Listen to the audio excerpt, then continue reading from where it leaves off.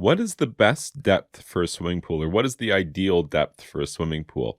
And if you're at the design stage for a new swimming pool installation, you're probably encountering this because you're thinking about potentially putting in some sort of diving platform, diving board commonly. And you should know that there's a bunch of rules involved with installing a diving board. Probably doesn't surprise you to know that.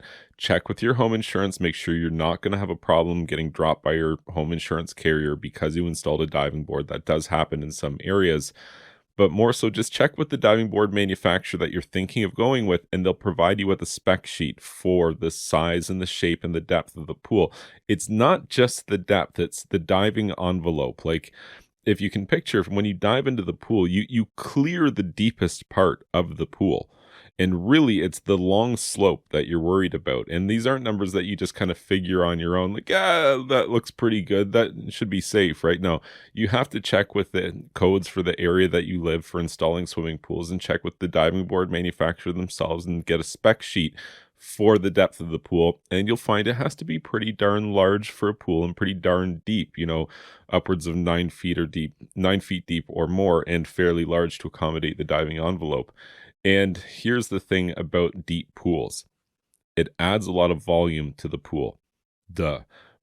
But do you like swimming in ice cold water?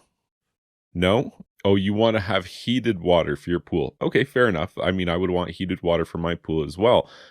But you have to pay by the gallon to heat your pool. So when you have a larger swimming pool, you have larger heating costs associated with your pool.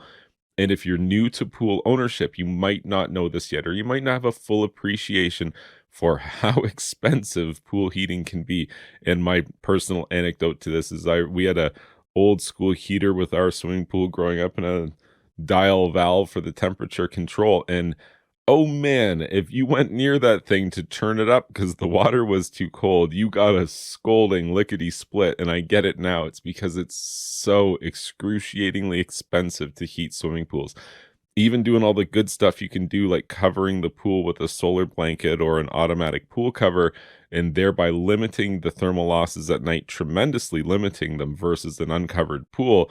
Even still, heating a swimming pool is expensive, and it's a tremendous luxury. So when you make a pool really large, you are committing day one.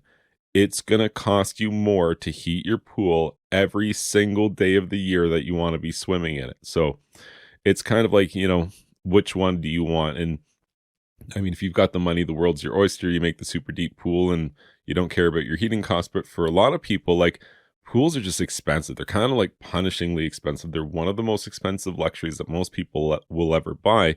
And so you kind of want to consider all the angles here before you commit to this. Like, it used to be fashionable to buy very, very large swimming pools, upwards of 40,000 gallons, but commonly half that size. That's what you'd see for the common installation these days, or smaller than that even.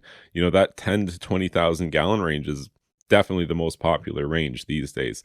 And it's just because property values property sizes, are smaller, but people just appreciate a little bit more. Man, it costs a crap load to heat this thing and to, run a filtration system for a 40,000 gallon pool. And so people tend towards the smaller pools, and the depth of the pool contributes to this significantly.